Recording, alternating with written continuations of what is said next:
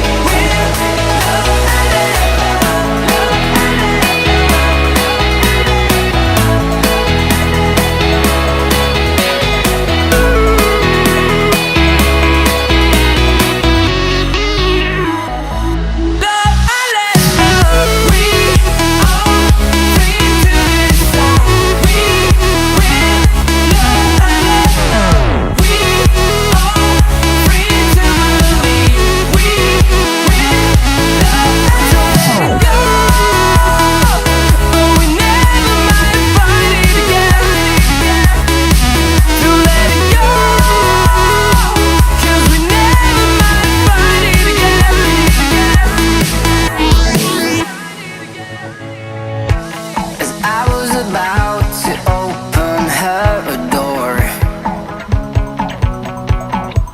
I saw